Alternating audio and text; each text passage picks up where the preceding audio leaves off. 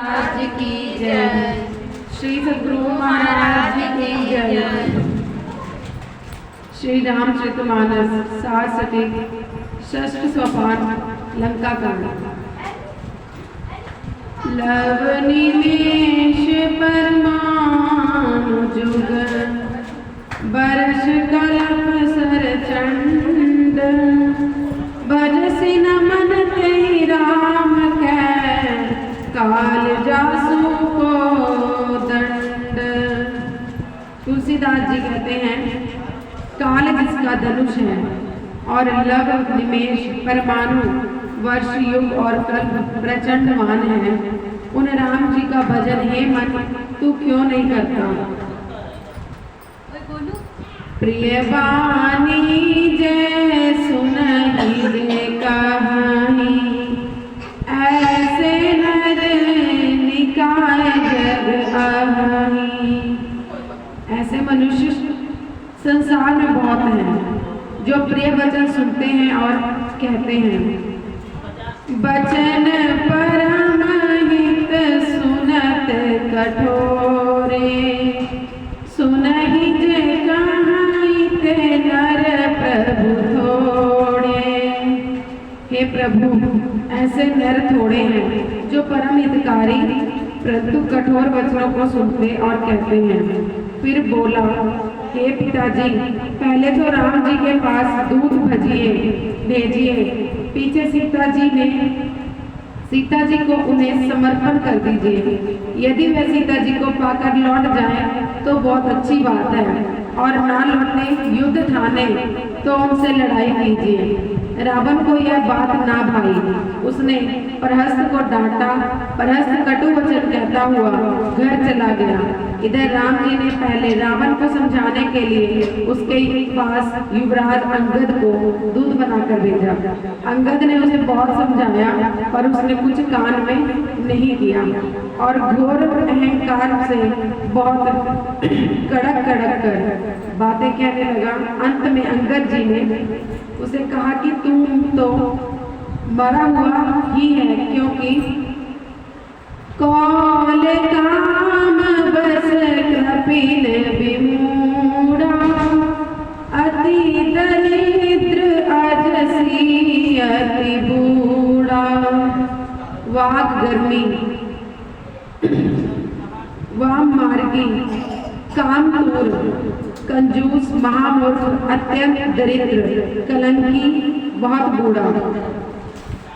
सदा रोग बस संतत क्रोधी विष्णु विमुख श्रुति संत विरोधी। सदा रोग के वश में रहने वाला, सदा क्रोध करने वाला, भगवान विष्णु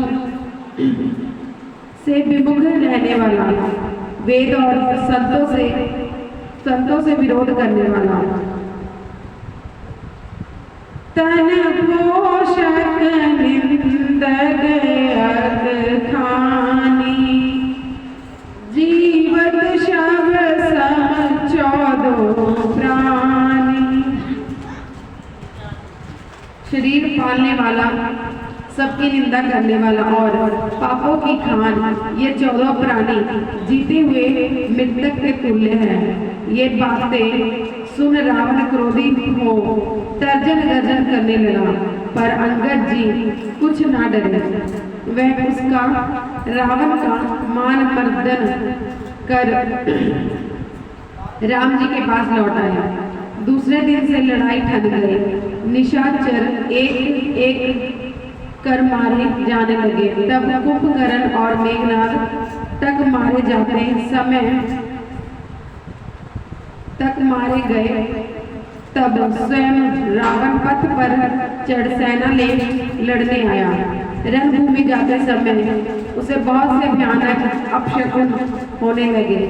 यहाँ महादेव जी पार्वती जी से कहते हैं ताही की संपत्ति शगुन शुभ सपना मन भूत द्रोहरत मोह बस राम विमुख क्या उसको स्वप्न में भी संपत्ति, शकुन, कल्याण और मन में चैन मिलता है?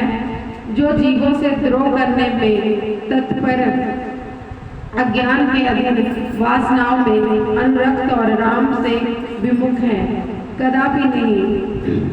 युद्ध भूमि में रावण रथ पर था और राम जी पैदल थे। यह देख विभीषण अधीर होकर राम जी से बोले कि हे नाथ, आप ना तो रथ पर सवार हैं और ना अपने पैरों में जूते हैं।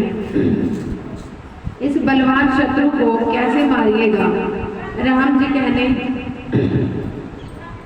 लगे, सुनहु सखा कह कृपा निधाना, अजेहि जय होय सो सयन दयाना।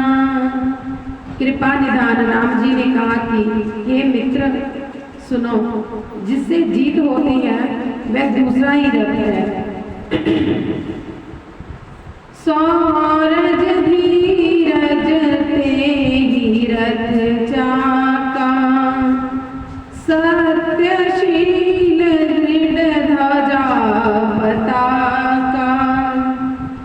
शूरता और धीरज उस रथ के पहिए हैं, सत्यता मजबूत ध्वजा और शीतलता पताका है। बल विवेक दम परहित घोरे, क्षमा कृपा क्षमता जुझोरे। सारा का ज्ञान, बल, इंद्रियों की रोक और परोपकार घोड़े हैं। क्षमा, कृपा और क्षमता की रस्सी से जुड़े बंधे रहते हैं। ईस भजन सारथी सुजाना, बिरति चरम संतोष कृपाना। ईश्वर का भजन अति चतुर सारथी है, वैराग्य ढाल और संतोष तलवार है। दान पर सुबुद्धि शक्ति प्रचंडा, बर विज्ञान कठिन को दंडा। दान फरसा, ज्ञान तेज वृक्षि और श्रेष्ठ विज्ञान, अनुभव ज्ञान कठिन धनुष है। अमल अचल मन त्राण समाना, समझ नियम शिली मुख नाना। निर्मल और स्थिर मन तरकश के समान है। शम, यम और नियम नाना प्रकार के तीर हैं। कवच अभेद विप्र गुरु पूजा, एहि शम विजय उपाय न दूजा। ब्राह्मण और गुरु की पूजा, नहीं छिदने योग्य सना, जीरा, बख्तर है। इसके समान विजय के लिए दूसरा उपाय नहीं है। सखा धर्ममय असरथ जाके, जीतन कहना कतमुरि पुताके। हे सखा, जिसके पास ऐसा धर्ममय रथ है, उसको जीतने के लिए कहीं भी शत्रु नहीं है। महाजय संसार रिपु, जीत सकै सो वीर। जाके असरथ होय दृढ़, सुनहु सखा मति धीर। हे मति धीर सखे, सुनिए, जिसको ऐसा रथ हो वह महा अजय संसार रूप शत्रु को जीत सकता है। भगवान राम की इन बातों को सुनकर विभीषण बड़े संतुष्ट हुए। फिर रावण उससे महाघोर संग्राम कर गया। रावण और राम की वीरता और पुरुषार्थ का वर्णन इति करने की शक्ति किसी में ना पहले थी और ना अब है। सम्मुख समर में राम जी ने पार ना पाकर रावण ने माया युद्ध, जादूगरी का युद्ध आरंभ कर दिया। वह आप तो गुप्त हो गया, पर उनकी माया से उसने अनेक राम, लक्ष्मण, हनुमान, सुग्रीव और विभीषण आदि रचकर अपनी सेना बना ली। अब इस अद्भुत रावण सेना को देखकर राम को छोड़ उनकी सेना के सब कोई चकित हो गए। श्री सद्गुरु महाराज जी की जय।